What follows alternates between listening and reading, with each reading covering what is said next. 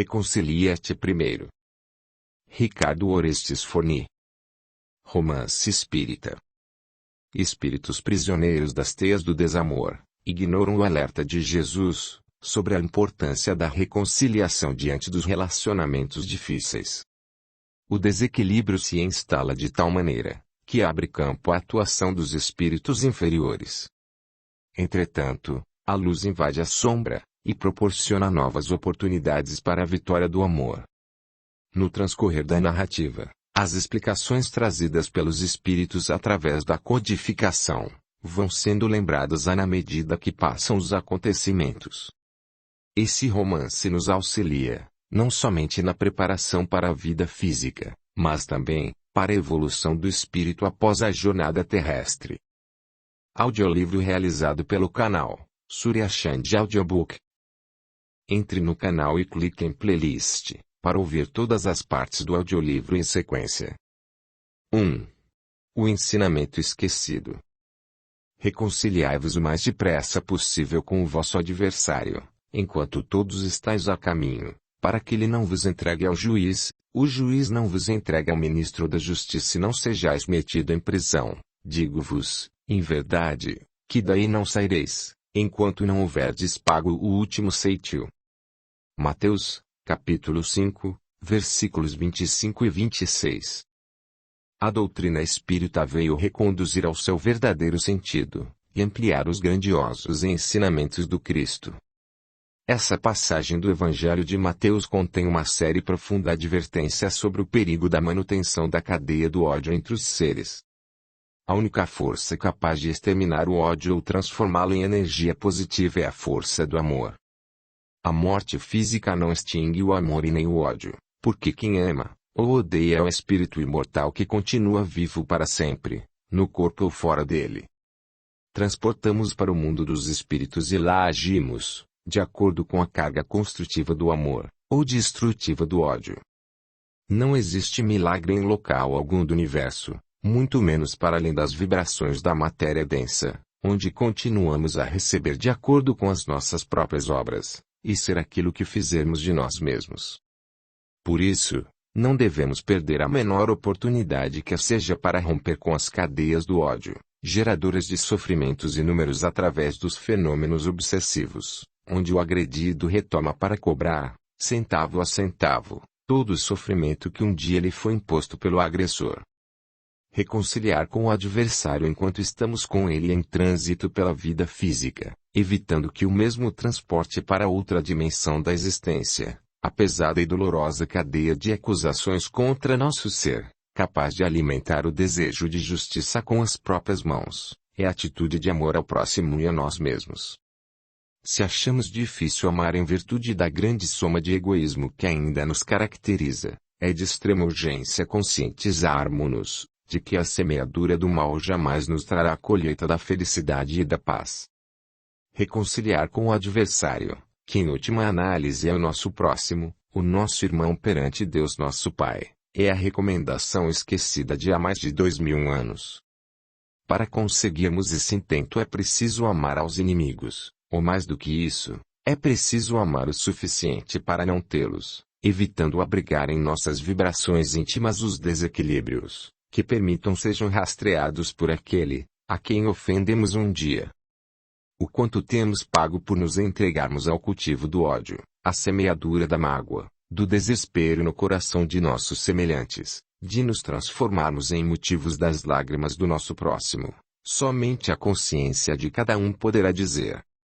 Nas diretrizes dos espíritos superiores, que devolvem os ensinamentos de Jesus à sua mais transparente pureza, encontramos poderosos auxiliares que nos tiram da inércia e da destruição do ódio, colocando-nos em movimento, em direção do amor e do perdão, forças poderosamente construtivas do reino de Deus, dentro de cada um de nós.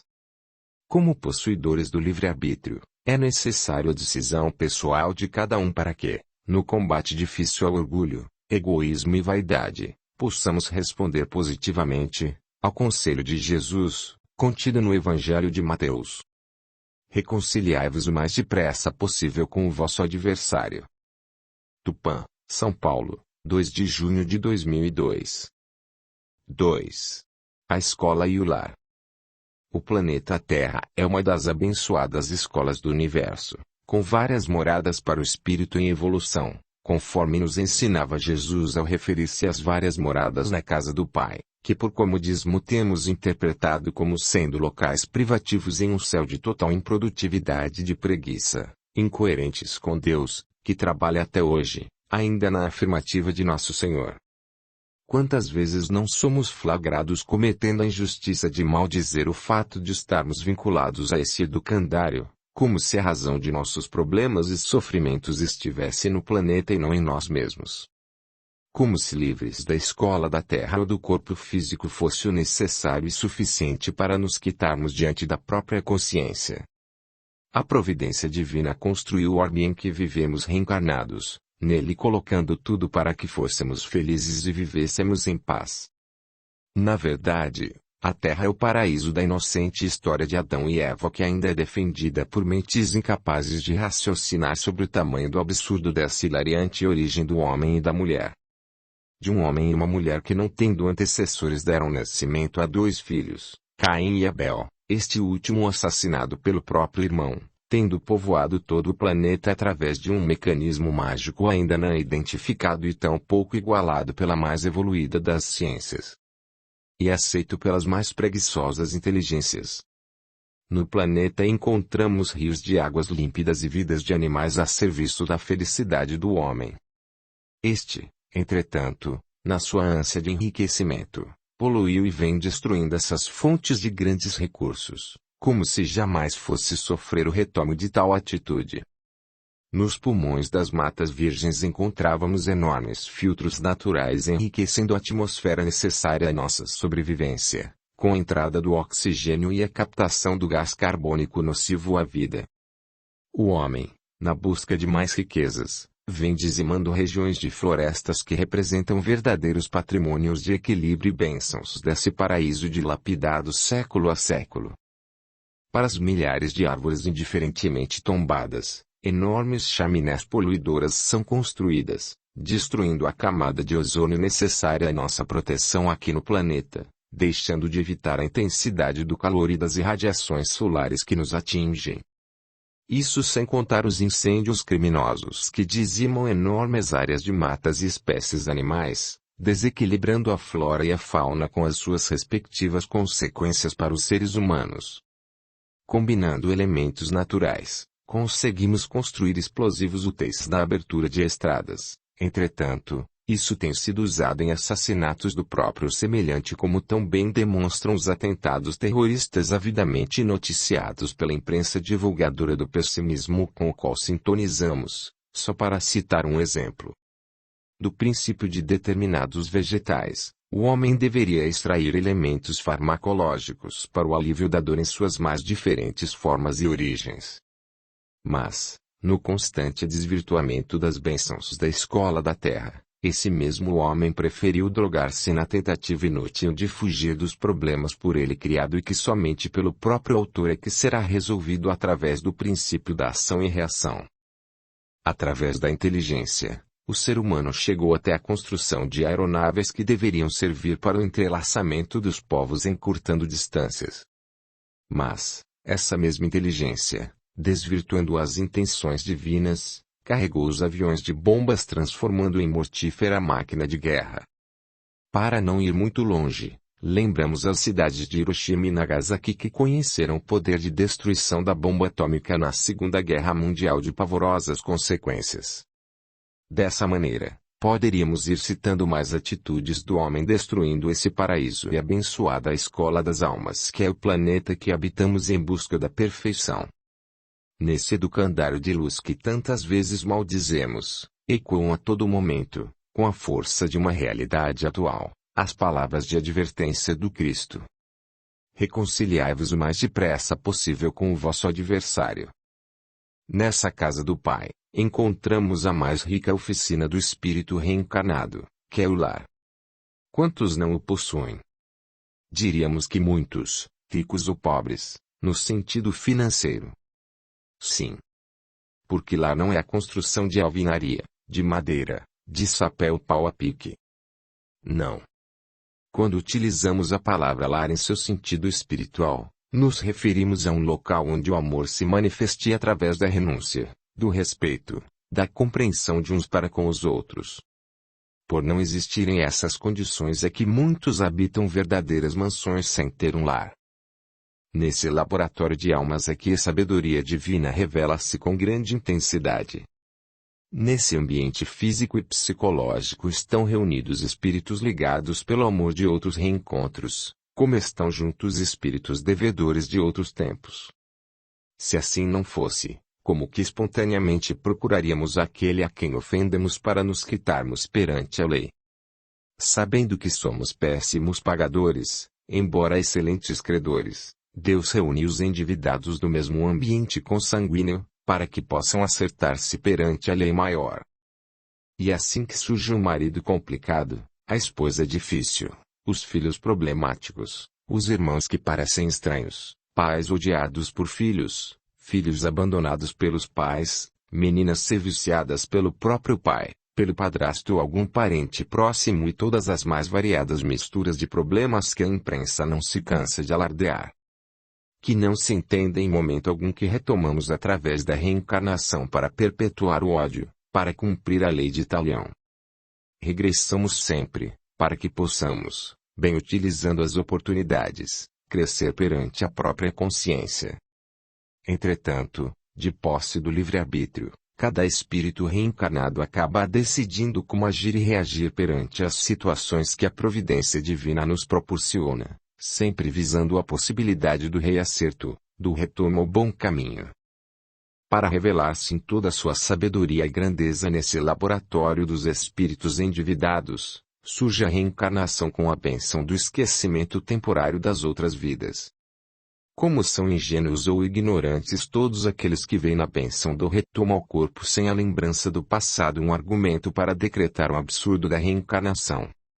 Absurdo seria se o marido visse na esposa de hoje aquela mulher que o traiu em outras vidas. Como reconciliar, lembrando-se do passado? Absurdo seria se um irmão lembrasse que o outro foi o seu grande algoz de tempos anteriores. Como aprender a amá-lo agora?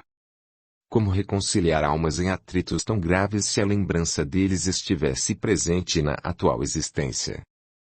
Para o preso que cumpriu a sua pena perante a sociedade, não seria melhor que ninguém soubesse que ele é um ex-presidiário? Não seria mais fácil para sua reintegração na sociedade o esquecimento da situação anterior, para arrumar um emprego e recomeçar vida nova?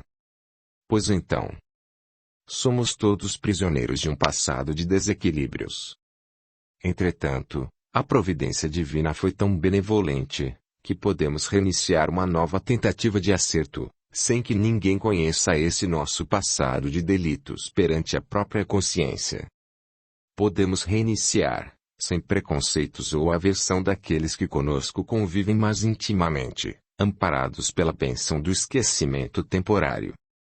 Como ver, então, nessa pausa de nossas lembranças do que fizemos em existências infelizes, um argumento contra a própria reencarnação? Ah! Ser humano tão pequeno em qualidades morais e tão grande em orgulho, egoísmo e vaidade. Nessa oficina de almas de onde podemos dar grandes saltos em nossa estrada em busca da perfeição, ecoa também a advertência não compreendida e esquecida de Jesus. Reconciliai-vos o mais depressa possível com o vosso adversário. 3. O implacável juiz das trevas. Para onde vamos após a morte do corpo físico? Antes dos ensinamentos dos espíritos superiores através da doutrina espírita codificada por Allan Kardec, a resposta a essa pergunta era vaga, confusa, imprecisa. Acreditava-se fragmente que as almas dos mortos eram recolhidas para uma região desconhecida no universo onde ficavam totalmente incomunicáveis, à espera do temível e terrível julgamento baseado em apenas uma única existência aqui no planeta. Essa ideia mal definida, juntamente com outras explicações dogmáticas para as aparentes injustiças do mundo, levou muitas pessoas ao descrédito total em relação a um ser absolutamente perfeito capaz de amar e exercer a justiça sem máculas, e, por consequência, ao materialismo. Com as comunicações dos espíritos nas sessões mediúnicas, Tudo foi se aclarando diante de provas robustas da continuidade do ser de uma forma lógica e coerente com a grandeza de Deus. Hoje sabemos onde os espíritos, plenos de vida, ficam e o que fazem. A afirmativa de que nunca ninguém voltou para contar está irremediavelmente destruída e destituída de verdade. Não existem saltos na progressão e na sequência da vida do espírito imortal. No corpo físico ou fora dele, seguimos um caminho ditado por nossas atitudes na colheita natural e justa do plantio que realizamos. E é assim que muitos espíritos permanecem aqui na Terra mesmo como se encarnados ainda fossem. Outros são atraídos pelas regiões espirituais inferiores com as quais sintonizaram durante sua passagem pela vida física, como se um poderoso e gigantesco ímã os atraíssem para lá. Outros desencarnados são conduzidos por força de suas lutas e vitórias no planeta para regiões mais amenas e de repouso para, posteriormente à recuperação da desvinculação do organismo físico, darem sequência à caminhada em busca da perfeição. Finalmente, os espíritos que se caracterizaram pela vivência do amor partem céleres, vitoriosos, embalados por hinos de paz e felicidade entoados pela consciência tranquila no dever cumprido. Essa distribuição dos espíritos é feita sem violências, seguindo a determinação de leis justas e misericordiosas que dão a cada um segundo as suas obras. Há um deslocamento automático do espírito atraído pela sintonia interior com a situação que lhe é afim, como as águas do rio procuram o mar, como o beija-flor procura o açúcar nas flores.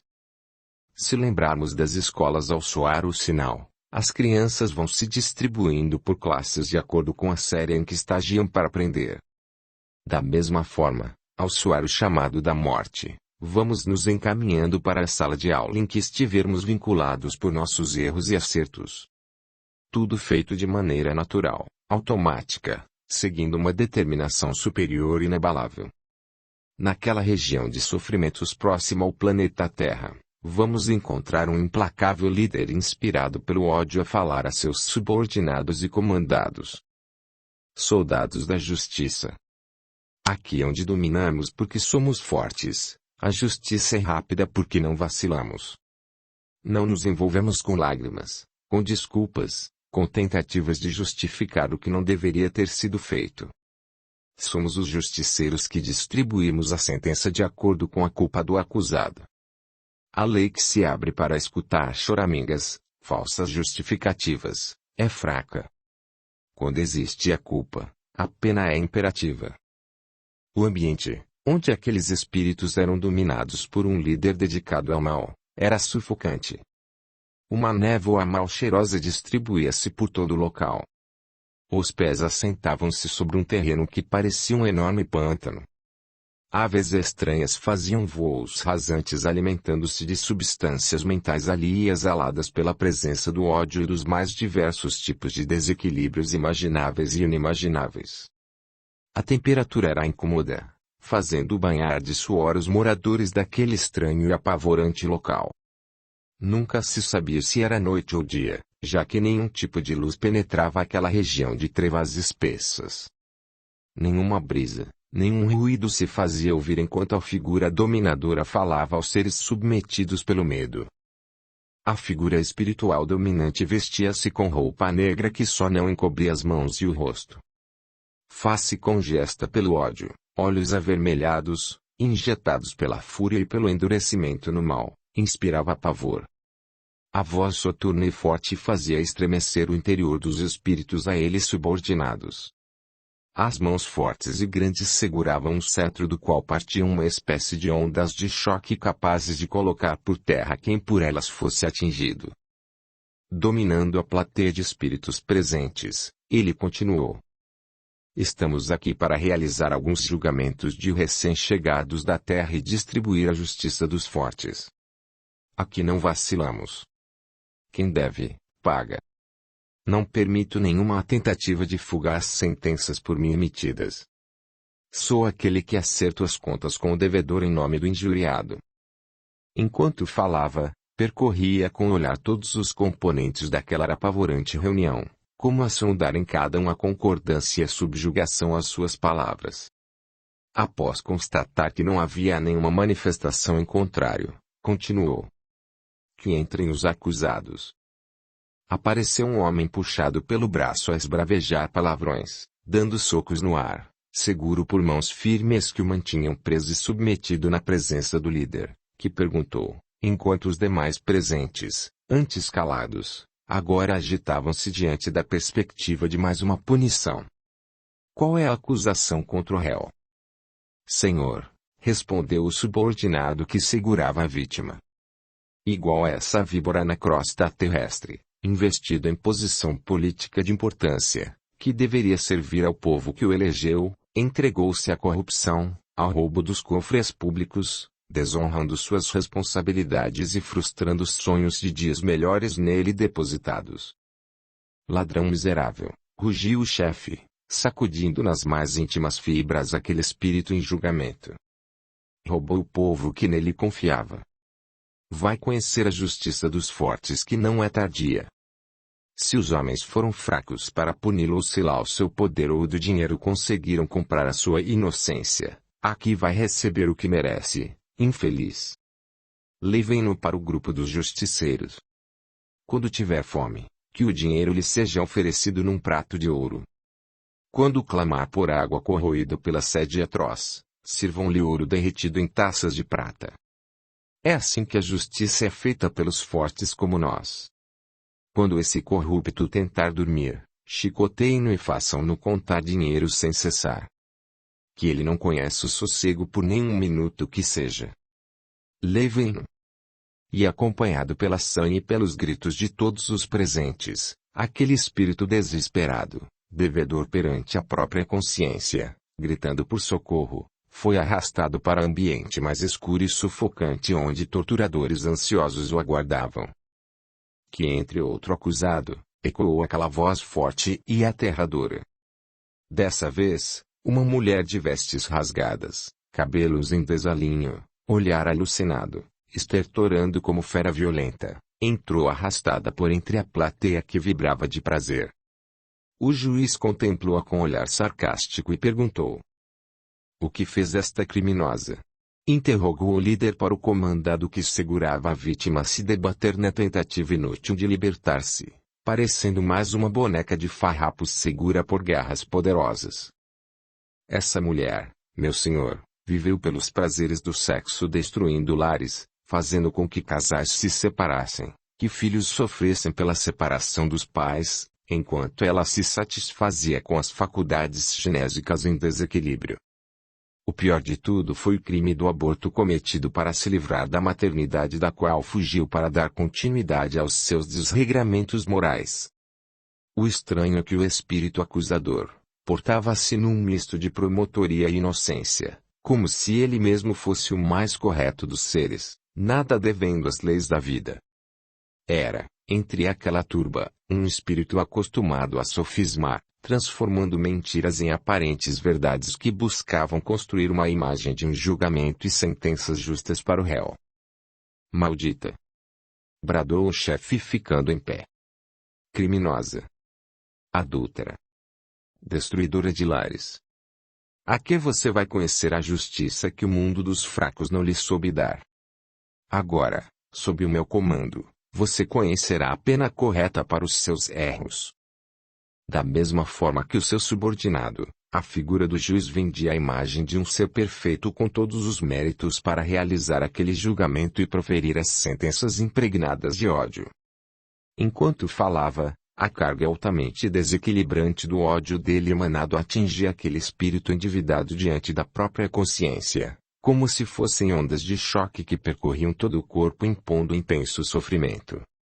A população de espíritos ali presentes também despejava na pobre mulher cargas de energias negativas que enfraqueciam e enlouqueciam ao mesmo tempo.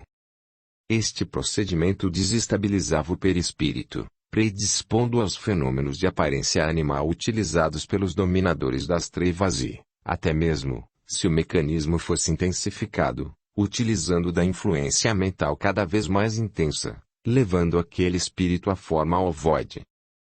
Será encaminhada ao grupo de serviços, continuou o implacável juiz.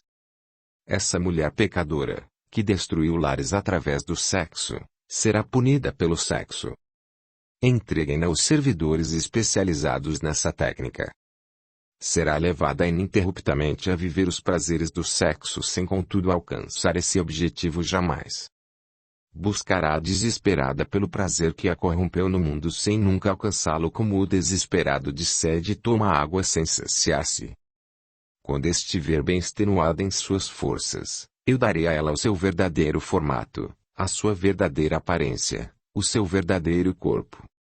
Porque essa mulher é uma víbora, e eu, o juiz de todos aqueles que são trazidos para receberem a justiça que os homens não foram capazes de dar, a transformarei na presença de todos em uma víbora.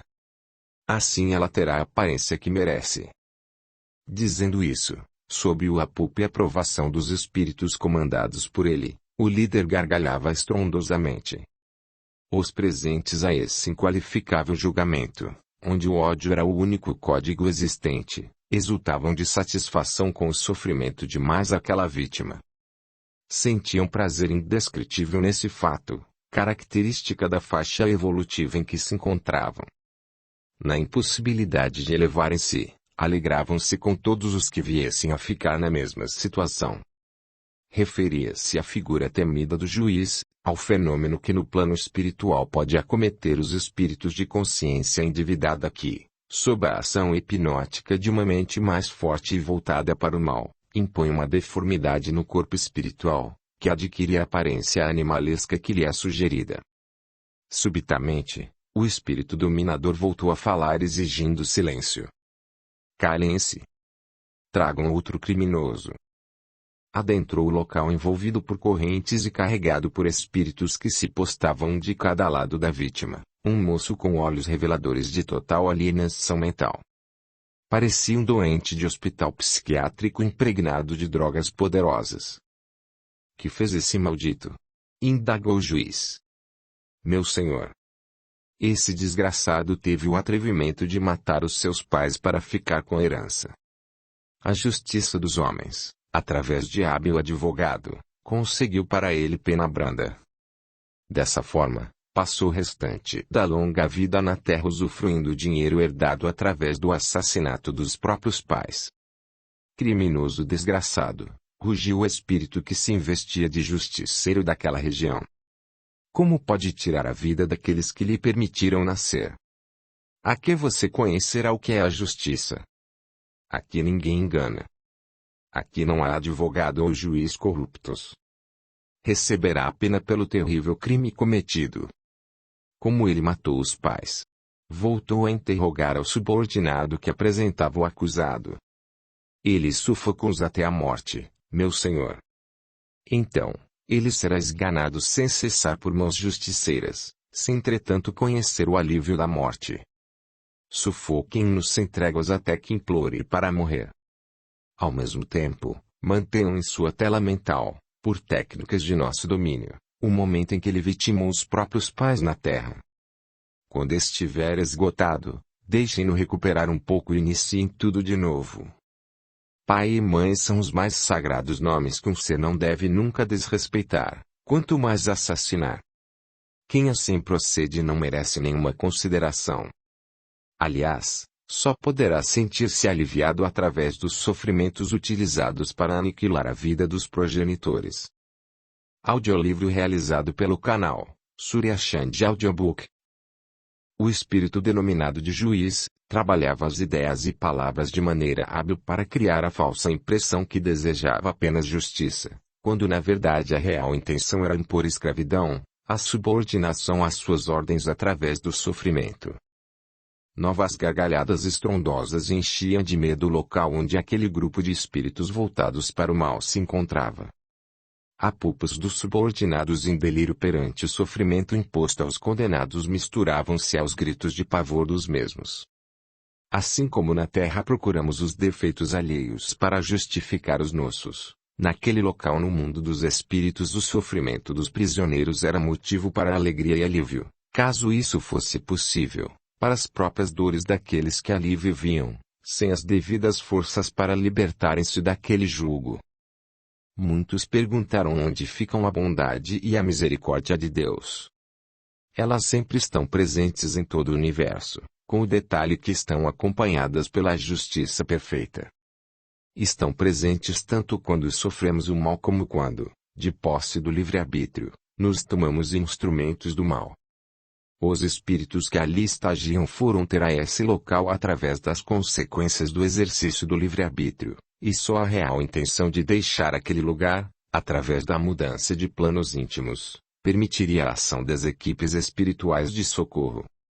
O arrependimento sincero é a chave capaz de abrir a porta de novas oportunidades de serviço onde reparamos os males livremente semeados, reestruturando a própria consciência que se candidata, dessa forma, à conquista da paz novamente.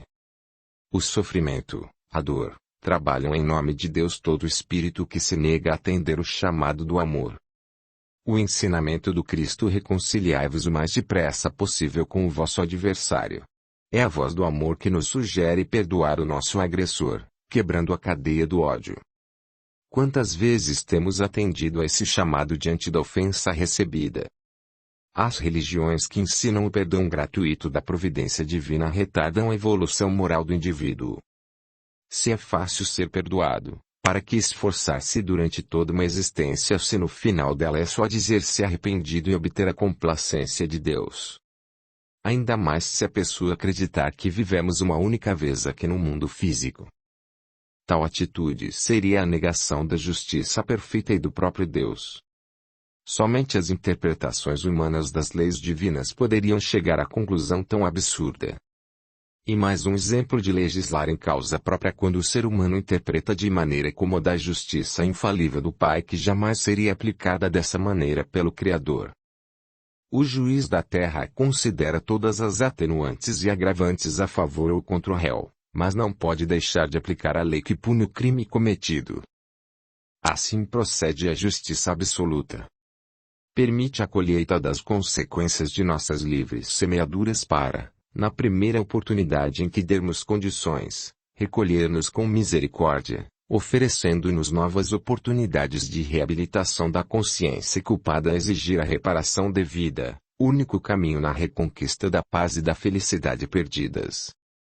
O cinzel do sofrimento vai trabalhando a pedra bruta de nossos sentimentos, de nossas emoções, de nossas condutas diante de nosso semelhante, para um dia transformar-nos no brilhante que atingiu a perfeição final possível de ser alcançada, livrando-se da canga das imperfeições que colecionamos ao longo do tempo na caminhada evolutiva. E dessa forma que se manifesta o perdão de Deus, através de oportunidades renovadas de repararmos aquilo de errado que fizemos na longa e difícil jornada em busca da perfeição. Quanto mais tivermos presente o reconciliai-vos o mais depressa possível com o vosso adversário, tanto mais rapidamente conseguiremos romper as amarras com a dor, com o sofrimento. 4. O charco. Um dos grandes obstáculos à nossa evolução é a ideia errônea de que somos seres humanos que por acaso contêm uma alma, quando, na verdade, somos espíritos imortais que, temporariamente, estamos revestidos por um corpo material que se desgasta e caminha para a morte. A ausência desse entendimento faz com que haja um investimento maciço no ser material quando estamos reencarnados. Nos acostumamos com o ser físico que contemplamos todos os dias diante do espelho e acabamos por incorporar a nociva noção de que somos aquilo que o reflexo do espelho nos mostra. Em consequência disso, todas as vezes que o corpo material ou o indivíduo material é ameaçado, entramos em pânico. Talvez pior do que isso é envidarmos todos os nossos esforços para realizarmos as vontades desse ser mortal, muitas vezes caindo na desonestidade para conseguir uma felicidade efêmera, calcada sobre alicerces inconsistentes e, por isso mesmo, fugazes. Colocamos dinheiro na poupança, lutamos para ter nossa casa própria, nos esforçamos para deixar alguma coisa para os filhos e, com essas atitudes, vamos consumindo a cota de tempo que nos foi reservada para a atual existência. Pensar, falar sobre a morte, o fato mais certo da vida. Em hipótese nenhuma. Existem até pessoas que se benzem ao pronunciar essa palavra, como se, não falando, adiássemos indefinidamente o dia de nossa partida. De repente, como o tempo passa acelere, somos chamados a retornar ao plano espiritual para a devida prestação de contas do que fizemos com a oportunidade da reencarnação. Partimos para o plano dos espíritos como uma pessoa que tivesse que realizar uma viagem repentina e inadiável por motivos imperiosos e não tem o tempo necessário para arrumar as malas, reservar hotel, estudar o melhor caminho, etc. Preparados ou não, aceitando ou não, felizes ou infelizes, nos deparamos fora do corpo material que foi nossa moradia transitória e que, apesar dos avisos, julgávamos imortal. A doutrina espírita nos proporciona um outro ensinamento grandioso e valiosíssimo nesse sentido. Morrer é fácil, porque é um fenômeno biológico. Cessadas as funções vitais do corpo, ele morre. Desencarnar é outra conversa muito diferente, porque desencarnar é um problema do ser espiritual. Desencarnar é mais um fenômeno mental de libertação das amarras que nos prendem aos valores materiais da existência que se encerra. E aí a coisa se complica. Ninguém se prepara para a desencarnação em apenas alguns meses, muito menos em algumas horas. Essa preparação demanda toda uma existência onde o equilíbrio que atribuímos aos valores da vida precisa ser bem dosado. A desvinculação de nós mesmos como espíritos imortais do veículo físico precisa ser trabalhada em todas as nossas decisões, em nossas opções diante do erro e do acerto. Se a única certeza da vida é a morte, como se diz comumente, embora não se viva essa realidade, não temos desculpas para dar quando o momento é chegado. A vida nos alerta todos os dias sobre essa verdade através da morte de nossos semelhantes pelos mais diversos motivos. Num mecanismo de fuga provocado pelo pavor desse momento, fingimos acreditar que para nós essa hora está muito distante. O grande problema desse raciocínio é não nos prepararmos convenientemente para a partida que não se faz adiar pelo despreparo de ninguém. Somos transportados para outra dimensão da vida exatamente da forma como estávamos no mundo. Os defeitos não eliminados não sofrem nenhuma ação do túmulo no sentido de extingui-los. Tomamos consciência de nós mesmos nessa nova realidade da vida, exatamente com as mesmas qualidades e desequilíbrios que não cuidamos de eliminar no trânsito pela terra. Como a cada um será dado segundo as próprias obras, aqueles que não encontram o lugar de refrigério, de luz e paz que pensavam obter gratuitamente, mergulham no desespero, na revolta contra a providência divina, fugindo da realidade de que os únicos responsáveis pela nossa felicidade ou tristeza somos nós mesmos. Clara, espírito endividado perante a lei da vida, encontrava-se no charco, denominação que os espíritos das trevas utilizavam para designar o local onde os espíritos em desequilíbrio se debatiam diante da própria consciência. Vamos ouvir os pensamentos dessa entidade sofredora. Ai! Que dor de cabeça, meu Deus! Onde estou? O que aconteceu, afinal? Tudo foi tão de repente, tão violento. O barulho. Lembro-me do barulho e, subitamente, fulminantemente, me vi expulsa de mim mesma. Que estaria acontecendo? O barulho. O estrondo ia fora do corpo. Como isso é possível? Meus filhos. Onde estarão? Que lugar estranho é esse? Ah! Se o meu marido tiver alguma coisa que ver com tudo isso, ele me paga. Com tantos rapazes bons para casar, fui logo escolher esse desamado. Como dói a minha cabeça. O barulho. O estrondo seco, súbito. A sensação de cair num precipício sem fim. O corpo sobre a cama debatendo-se. Eu contemplando tudo isso. Onde estou, meu Deus? Clara sofrerá morte violenta, ocasião em que o espírito é expulso do corpo de maneira repentina e não consegue ordenar as ideias que vão surgindo num fluxo incontrolável, exatamente porque não morre como a aparência do corpo faz supor. Parecia alguém que houvesse caído num rio caudaloso e esforça-se, desesperadamente, para salvar-se, ora afundando nas águas escuras, ora emergindo. Nossa mente é uma poderosa antena emitindo e recebendo as ondas de outras mentes do universo. Podemos dizer que é impossível pensarmos sozinhos. Dessa maneira, Os pensamentos oriundos na recém-desencarnada foram captados pelos chamados caçadores daquela região do plano espiritual. Espíritos submetidos à escravidão de uma mente mais forte e que serviam ao seu Senhor, levando até ele espíritos que também pudessem ser escravizados pelo fato de existir neles complexo de culpa ou os desequilíbrios oriundos de suas ações aqui na Terra. Esse local nas regiões umbralinas espessas, era dominado pelo juízo implacável que conhecemos no capítulo anterior. O servidor chegou até seu chefe, informando: Meu senhor, localizamos uma figura de mulher no charco. Pelas vibrações captadas de sua mente, ela tem condições de vir a ser mais uma servidora, senhor. Ótimo, soldado.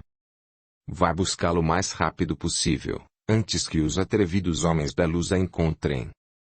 Nossos corações e nosso lar estão sempre abertos para esses irmãozinhos necessitados de socorro. Dizendo isso com ironia, desatou em gargalhadas histéricas, esfregando as mãos e destilando ódio no olhar. Homens da luz.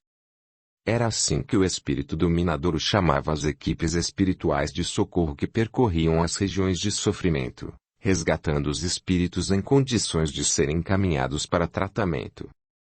Clara ainda não oferecia essas condições, apesar de já ter sido percebida pelos espíritos socorristas. Por isso ficara à mercê das trevas, que a capturaram. A providência divina não violenta o livre-arbítrio de ninguém nem na condição de encarnado, o mesmo ocorrendo com os desencarnados. Era necessário o espírito em desequilíbrio de Clara oferecer as condições de ser amparada e dirigida para o devido tratamento nos hospitais da espiritualidade. Continuava em exercício o direito de livre escolha. Na medida em que isso acontecesse, seria retirada da situação de intenso sofrimento. Passado algum tempo, os caçadores, como eram chamados os espíritos encarregados de capturar as almas infelizes no umbral, adentraram o local, trazendo a mulher em extrema confusão. Do alto do seu trono, o juiz dirigiu-se a ela, adocicando as palavras no intuito de ganhar a confiança da sua mais recente vítima e assim transformá-la em outra servidora de seus caprichos e ódio ferozes. Seja bem-vinda, minha filha. Creio que busca por explicações e justiça que aqui lhe serão oferecidas. Vejo um desejo intenso de que o culpado por seus tormentos seja punido, o que é muito justo.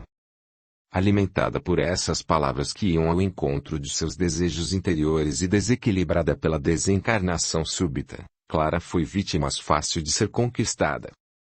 O hábil espírito voltado ao mal oferecia uma falsa solidariedade e amparo para que a vítima se entregasse cada vez mais à sua autoridade, sem oferecer resistência, e ainda ficasse agradecida. É isso mesmo, senhor juiz. Procuro saber o que me aconteceu. Foi tudo tão de repente. O barulho seco. Meu corpo se debatendo. Eu fora dele. O que é isso tudo, meu Deus? Ao ouvir a palavra Deus, o espírito investido na posição de juiz, deu um salto, esmurrando a cadeira em que se sentava. Não pronuncia esse nome aqui. Esse é o lugar dos fortes e não dos fracos. Aqui é um lugar onde a justiça não espera, onde o culpado não fica impune. Esse Deus do qual tantos falam, é Deus dos fracos, dos covardes, dos que choram, dos vencidos. No meu domínio não existe lugar para derrota ou derrotados. Não querendo, contudo, perder a confiança de Clara, abrandou fingidamente o tom de voz e continuou. Voltemos a falar de você e de quem a prejudicou para que possamos fazer justiça. Alguma coisa a incomoda, minha filha, e eu vou ajudá-la a recordar de tudo auxiliando sua memória, para que, juntos, façamos justiça. O espírito, conhecedor das técnicas de ativação de determinadas áreas cerebrais relacionadas com a memória, envolvia Clara, preparando-a para arrancar-lhe pistas que permitissem descobrir tudo o que pudesse ser útil para submeter a jovem mulher e os que pudessem estar de alguma forma implicados com o seu sofrimento, mesmo que estivessem encanados, quando, então, seriam também alvo de suas conquistas escravizando-os ainda no corpo físico para dominá-los em seu retorno ao mundo dos espíritos. Agindo assim, ele capturara um espírito desencarnado recentemente e em estado de confusão e, se fosse o caso, estabeleceria um ataque ao espírito encarnado que tivesse ligação com os fatos envolvendo aquela situação. 5. A história de Clara. Aproximando-se de Clara, o espírito temido sob a denominação de juiz tocava em determinadas áreas do cérebro da jovem senhora para evocar lembranças recentes e, ao mesmo tempo, como a fazer uma indução hipnótica, convidava a vítima a recordar os acontecimentos recentes que antecederam o seu desencarne. Assim como na Terra existem inteligências voltadas para o mal, o mesmo ocorre no mundo dos espíritos. Os espíritos inferiores também possuem conhecimento, característica dos seres mais evoluídos. A diferença é que empregam esse saber para as coisas negativas da existência. A figura apavorante do juiz dava um exemplo dessa realidade. Fique tranquila, minha filha, dizia com falsa generosidade. Confie em mim e eu farei a justiça a que você tem direito. O culpado será punido. Para isso, vou ajudá-la a recordar o que aconteceu e, dessa maneira, identificar o culpado. A insistência daquele espírito dominador em criar a ideia de algum culpado era para fortalecer o ódio na moça, fazendo com que esse sentimento fornecesse as energias negativas necessárias para prosseguir na caça a outras vítimas. O ódio funcionava como combustível a desequilibrar mais ainda o espírito de Clara, colocando-a sob o domínio crescente do subjugador. Pense, Clara, pense. Vamos voltar um pouco no tempo, mais exatamente no dia que aconteceram os fatos. Vamos descobrir a origem do barulho que incomoda tanto. Vamos descobrir os culpados e puni-los. Volte no tempo. Pense em seus filhos. Em seu lar. Em seu marido. A essas sugestões da mente dominante, a moça começou a projetar imagens que se apresentavam como um filme que estivesse sendo exibido para uma plateia ávida em descobrir os acontecimentos, abrindo sua última existência no planeta como se estivesse folheando um livro escrito por ela mesma. Clara recordou-se de um determinado dia com os filhos, das compras para o lar, da discussão com o marido que era a reprise de muitas outras de um relacionamento deteriorado com envolvimento com o adultério, a bebida e a indiferença para com a prole. Os sonhos desfeitos de noivado e dos primeiros anos de casamento. Enquanto isso ia sendo arrancado da memória espiritual da jovem mulher, o espírito denominado juiz sugeriu o aprofundamento daquela espécie de transe hipnótico, na busca sedenta de mais informações que lhe proporcionassem novos planos de conquista das almas. Isso, Clara. Você está indo muito bem. Em breve, muito breve descobriremos o culpado pelos seus sofrimentos e iremos puni-los. Eu prometo. A moça ia detalhando todos os acontecimentos que podiam ser alcançados, até que se fixou naquela noite que era a última de sua lucidez na Terra. Discutiu pesadamente com o marido mais uma vez e fora dormir no quarto de hóspedes, ingerindo um tranquilizante para conciliar o sono. Adormecer aí, abruptamente, aquele ruído no quarto, o solavanco no corpo, a sensação de uma queda em um local profundo, a visão do corpo percorrido por estranhos estertores. Nesse ponto, Clara, espírito, respirava com dificuldade e abundante suor percorria-lhe todo o corpo. Não podemos esquecer que quanto mais atrasado está o ser espiritual, mais as suas sensações se aproximam daquelas vividas no corpo material. Como a jovem Clara encontrava-se em regiões umbralinas próximas da crosta, as sensações experimentadas em seu corpo espiritual eram bastante semelhantes àquelas da existência material recentemente deixada. Mãos crispadas em desespero cobrindo a face, não conteve um grito de horror. Aquele barulho. Sim. Aquele som, não poderia ser outra coisa. Fora um tiro. Um tiro. Será que havia cometido suicídio? Não, não era possível. Pelos filhos, jamais. Por mais que não suportasse a presença do marido, ela não faria isso. Ele não merecia tamanho sacrifício. Mas então, o que acontecera? Era um tiro dentro do seu quarto. Algum ladrão que a tivesse despertado? Não. Não era possível. Estaria enlouquecendo. Estaria vivendo um sonho mau, um pesadelo desses de que se desperta aliviado. Estaria agora internada no hospício. O juiz interveio para ganhar ainda mais a confiança dela. Calma, minha filha. Está entre amigos. Você não cometeu o suicídio, mas alguém tirou-lhe a vida, e para fazer justiça descobriremos o homicida. Eu prometo. Acalme-se e sinta-se em casa de amigos. Olhando para um dos seus submissos, ordenou: leve nossa hóspede para repousar. Mas, juiz, perguntou Clara, confusa. Como descobrir o que realmente aconteceu? Não tinha inimigos que pudessem odiar-me a esse ponto. Por que tiraram minha vida e com ela a convivência com os meus filhos? Descobrirei tudo. Gente má é o que não falta, minha filha. Mas nos meus domínios os maus recebem o que merecem. Tenho métodos e serviçais preparados na crosta terrestre. Há uma ordem minha, um grupo especializado nos trará resposta. Só não perca esse seu desejo por justiça. Sem ele ficaremos sem rumo. Vá descansar, minha filha.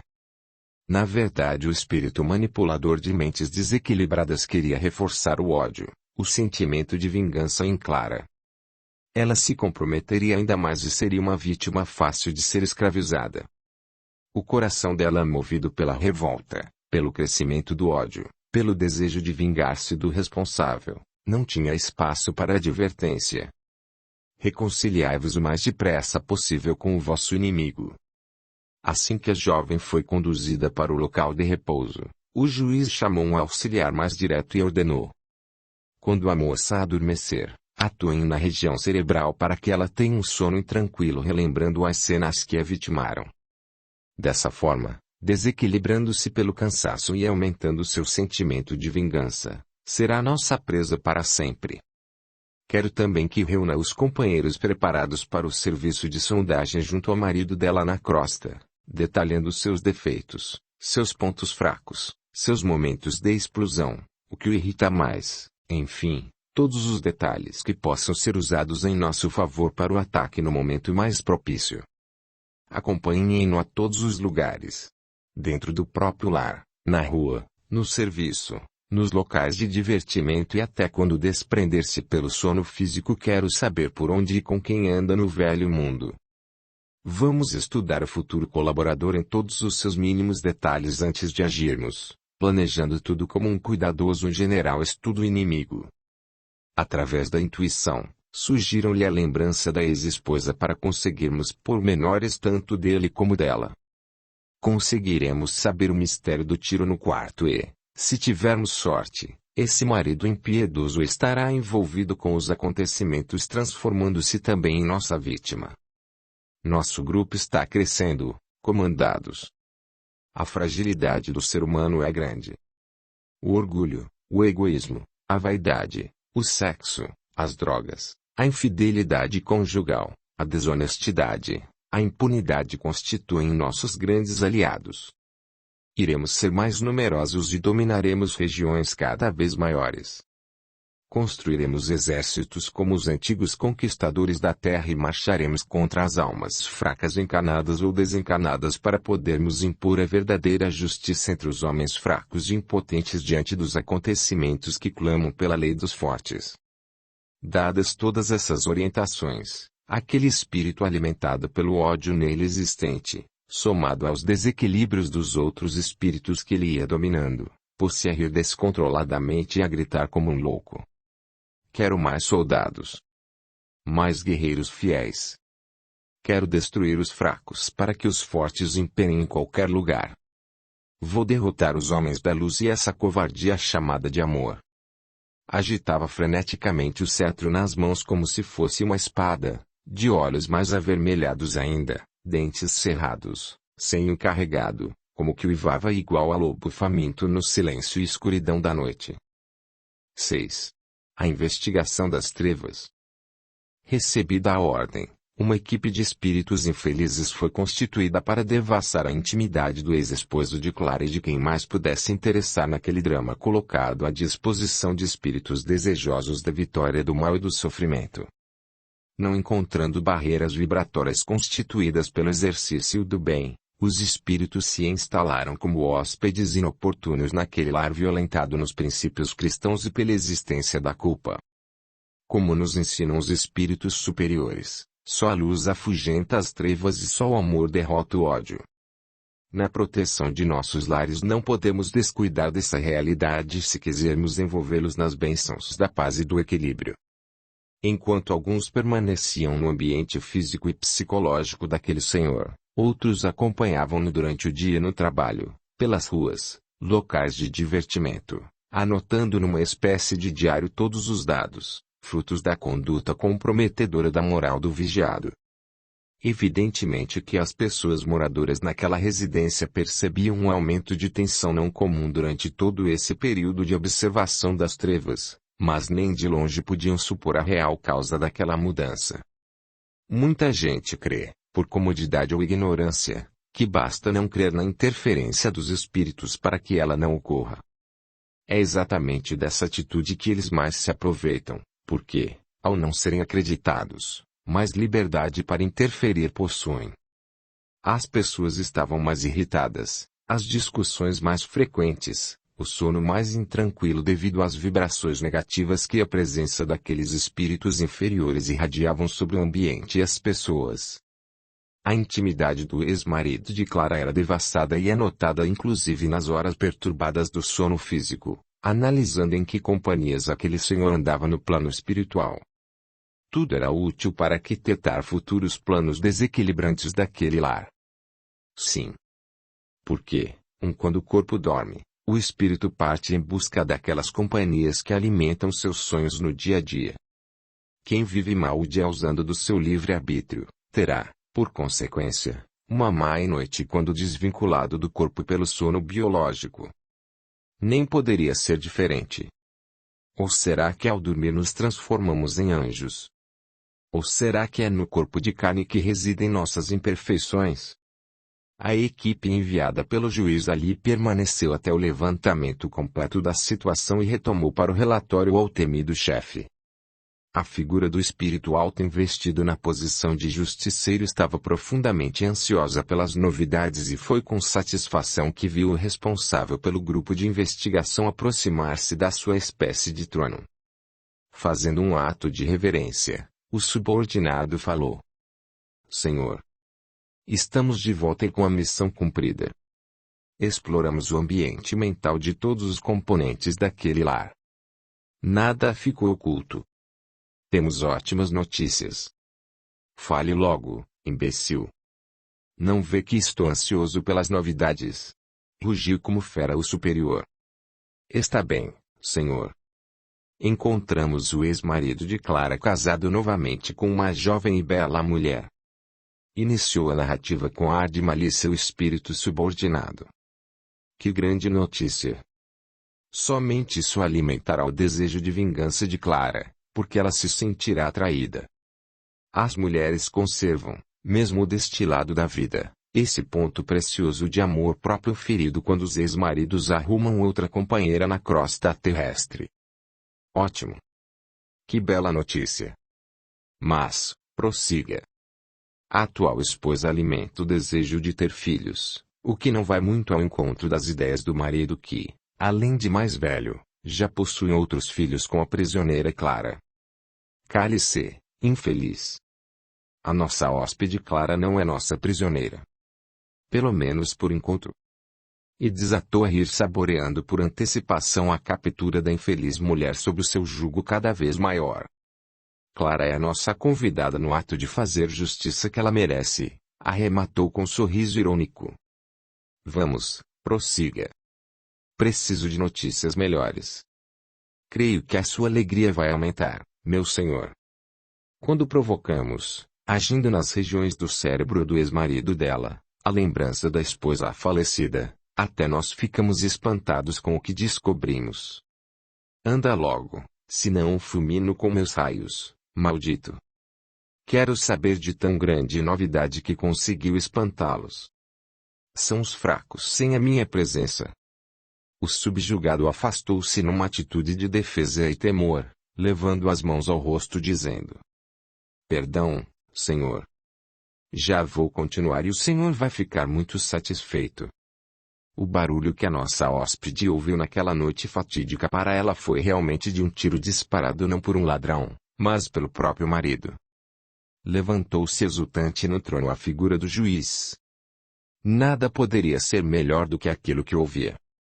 Então, o marido fora o assassino. Só esse fato servia para envolvê-lo com o mal a tal ponto de tomar-se a próxima vítima. Então foi ele. Nada melhor do que isso. Como colaborou para facilitar nossa ação sobre ele. Está aí um candidato pedindo pela nossa justiça. A justiça dos fortes. E ele a sentirá em toda a sua plenitude.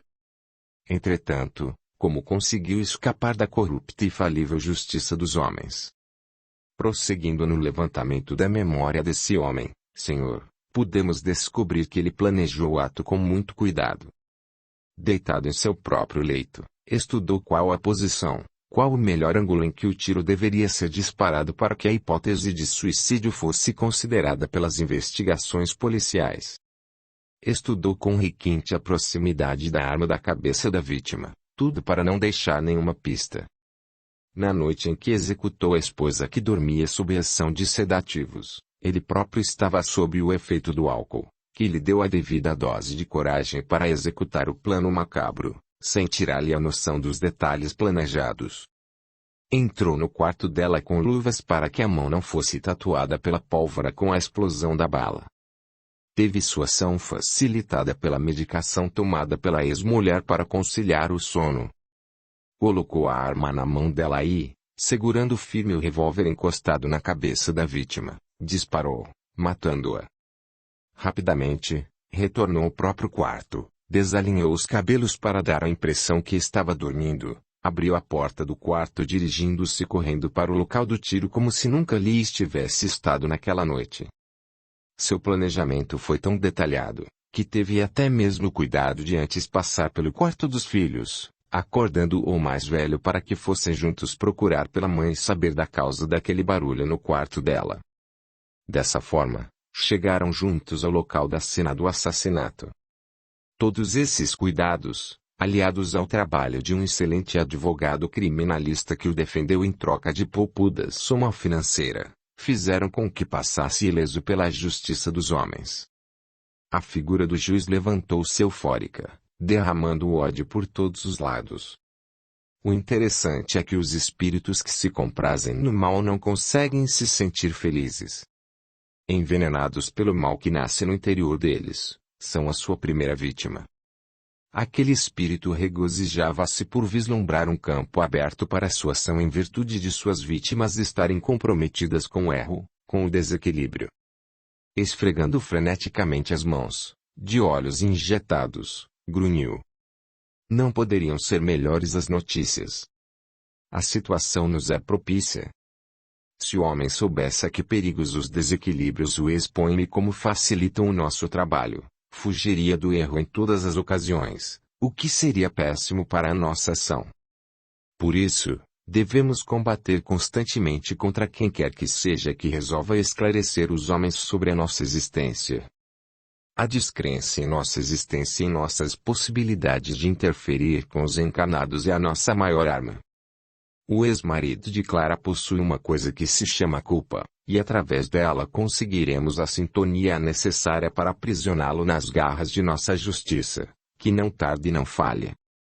Poderemos atuar em vários campos para roubar-lhe a paz, caso ele ainda possua alguma. É interessante também o fato de a jovem com ele consorciada atualmente desejar filhos e ele não. Está aí um prato cheio que podemos explorar. A culpa por ter assassinado a ex-mulher é a nossa porta de entrada para levarmos a justiça para dentro do seu lar. Vamos arquitetar nosso plano de ataque para punir o culpado. Entretanto, Senhor, existe um fato que o deixará muito mais satisfeito. Então fala logo, animal. Parece que hoje é o meu dia de sorte. Através das lembranças provocadas na memória espiritual do ex-marido de Clara, descobrimos que ela, para se vingar do marido que a traía, envolveu-se com aventuras amorosas que acabaram por levá-la a uma gravidez extremamente inoportuna. Mas que magnífico! Saiu melhor do que eu pensava. Nem que fosse de encomenda. Para ser o coroamento total dessas belas notícias, só faltava me dizer que Clara, no auge do desespero, cometeu o crime do aborto para se livrar da criança em seu ventre. Realmente, senhor. A nossa hóspede fez exatamente o que acabou de dizer. Desesperada com a situação que a desabonava perante a sociedade, os parentes, os filhos, optou pela solução do aborto. Não poderia ser melhor. Já somos os vencedores. Que colheita farta. Por isso que ela veio para o charco, de onde nós a recolhemos. Como o homem consegue destruir a si mesmo? Já imaginaram o que poderão fazer com uma ajudazinha nossa? Gargalhava escandalosamente e andava de uma forma nervosa de um lado para o outro. Voltou ao comando dizendo: tragam até minha presença a nossa hóspede. Ela precisa saber de todos esses detalhes para que consiga odiar ainda mais. O ódio dela será nossa munição. Clara deu entrada no local onde se encontrava a figura do juiz trazendo aparência que refletia o seu estado interior. Despertada dos pesadelos infligidos pela indução hipnótica dos servidores do espírito dominador, apresentava-se extremamente cansada, cabelos em desalinho, olhos encovados, abundante suor pegajoso e mal cheiroso, vestes semi-destruídas. Mentalmente o desequilíbrio era mais evidente ainda, mal localizando onde se encontrava e por que ali estava. Ouviu a voz soturna do juiz saudá-la,